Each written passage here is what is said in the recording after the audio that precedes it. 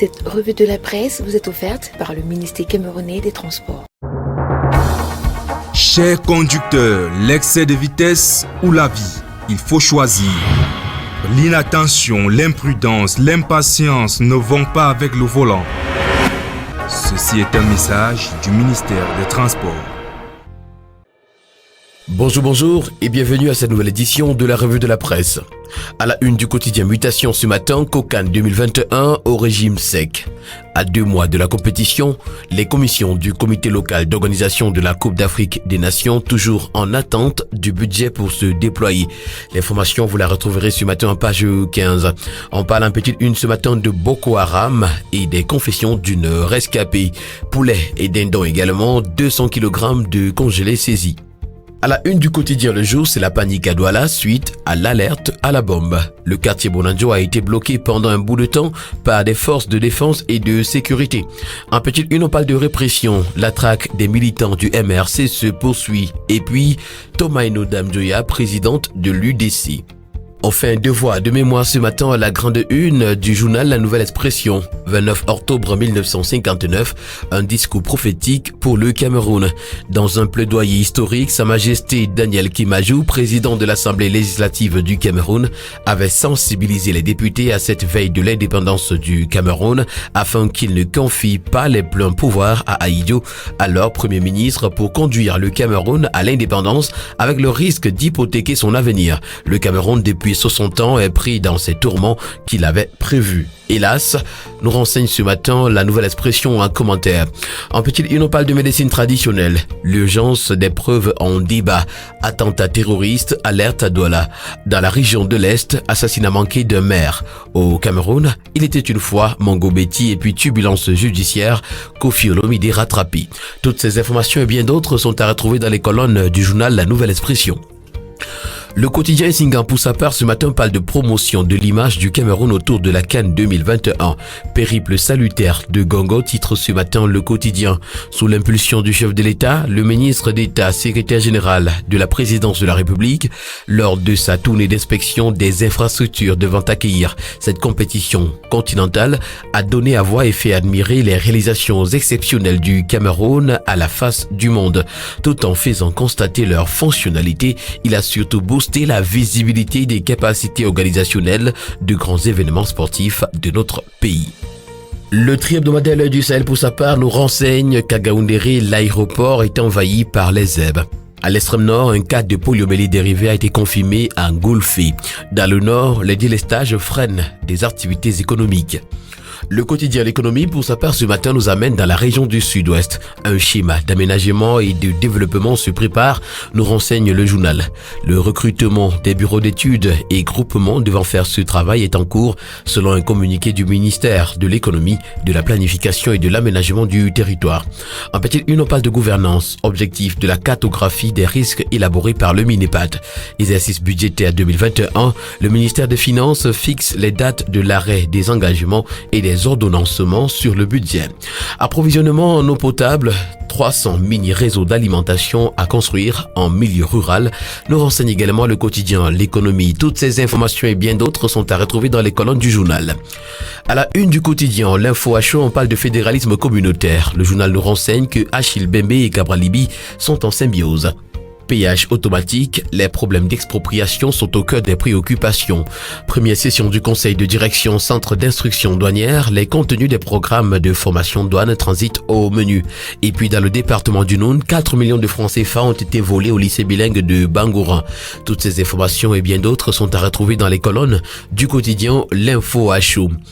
Le quotidien Info Matin pour sa part ce matin s'intéresse au programme C2D éducation. Bientôt la fin des réalisations nous renseigne le journal. C'est ce qui ressort de la 3e édition ordinaire du comité de pilotage présidé ce 28 octobre à Yaoundé par le ministre de l'Éducation de base Laurent Sège Etuningwa en présence du directeur de l'Agence française de développement Benoît Lebert. L'information, vous l'aurez en page 3 du quotidien Infomatin qui parle également de Genève et retrouvons l'hommage de Paul Biya à Georges Saint-Paul. Collège La Retraite, l'archevêque Jean Baga réceptionne un complexe construit par le génie militaire, titre à sa grande une ce matin le quotidien Réalité Plus. Ouest également en petite une, le RDPC et le MRC ont peur du SDF. Retrouvons les tontines en ligne à la grande une du bi-hebdomadaire La Voix des Jeunes. Le kiff de l'heure titre ce matin le bi-hebdomadaire. L'essor de l'Internet a bouleversé les habitudes et les façons de faire dans presque tous les secteurs d'activité. C'est ainsi que depuis quelques années au Cameroun, l'on assiste à une digitalisation des tontines traditionnelles, ce qui n'est pas sans risque pour les souscripteurs. L'information est à retrouver en page 7. En petite une également, on parle de FESPACO 2021. Le Cameroun rentre bredouille. Éducation civique, morale et entrepreneuriale, le ministère de la Jeunesse et de l'Éducation civique présente un instrument adapté aux besoins de l'heure, titre ce matin le bi-hebdomadaire Génération Libre. C'était au cours d'un atelier présidé par le ministre de la Jeunesse et de l'Éducation civique, Moulouna Fotou, dont l'ouverture a eu lieu hier, 28 octobre, à Yaoundé. En petite une, on parle de la 54e session ordinaire du Conseil exécutif de l'Organisation internationale de la protection civile. Le président Paul Biya offre un buste à l'OIPC. Chemin de fer également, on pense la stratégie de développement et puis construction de l'autoroute Douala-Yaoundé phase 1. Emmanuel Nganou Djoumessi passe en revue les voies de raccordement. Et puis coup de gueule de Chandatone, le temps des villages, c'est terminé. L'hebdomadaire Newstas grande une ce matin titre électrification Cannes 2022, la Sonatrel prépare son match.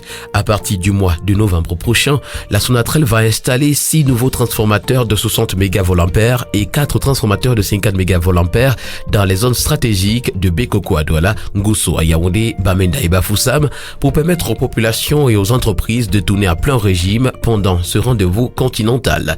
En petite une, on parle de vaccination obligatoire. Retrouvons le discours inaudible de Joseph Lee. Et puis préparatif de la Cannes 2022, Bafoussam accueille le Mindevel Ilakaf. Renouvellement RDPC, ce matin à la une du quotidien Le Messager, Jean Kueté comme Ponce Pilate. Le secrétaire général du comité central déclare tous les élus sans dénoncer ses camarades qui ont cassé, brûlé, sorti machette, gourdin, arme à feu et mis la République en péril grave, nous renseigne ce matin le journal en page 3. En petite une, relance Félix Moumier, l'hommage international de Paris est à retrouver en page 2. Canal d'Or Art 13, qui pour succéder à Daphné s'interroge le journal. Et puis convention de l'UST, Patricia Ndamdoya prend les commandes. Plébiscité hier au terme des travaux, la nouvelle capitaine du navire a 5 ans pour convaincre. Les suites du grand dialogue national en toute transparence sont à retrouver ce matin à la grande une du quotidien à Capitaux Public, Cameroun Tribune. Sur instruction du président de la République, le ministre des Relations extérieures, le jeune Bella Mbela, a rencontré hier à Yaoundé le corps diplomatique accrédité au Cameroun dans le but de faire le point de l'implémentation des recommandations de la rencontre de 2019, aplanir les malentendus et faire taire certaines rumeurs. L'information est à retrouver des pages 4 à 5. Terminons ce matin avec l'axe Sambelima Metet Mbalmayo à la grande une de l'hebdomadaire Le Crayon Info. Paul Biya hausse le ton, nous renseigne ce matin le journal. Déçu par ces créatures politiques originaires du Sud, souffrant de l'épineux problème routier de l'axe de la honte, le chef de l'État, à travers son ministre directeur du cabinet civil, a finalement trouvé une solution sur l'état de la route reliant le département du Ndiaye-Lobo à la capitale politique du Cameroun, Yaoundé. Que dire de plus sur ce phénix, s'exclame ce matin en page 3 Le Crayon Info. Et puis en petite une, l'hôpital de district de Lolodof est en agonie, nous renseigne ce matin l'hebdomadaire. Mesdames et messieurs, c'est tout pour ce matin en ce qui concerne la revue de la presse camerounaise. Merci de l'avoir suivi et rendez-vous lundi prochain pour une toute nouvelle édition. D'ici là, portez-vous bien et bon week-end à tous.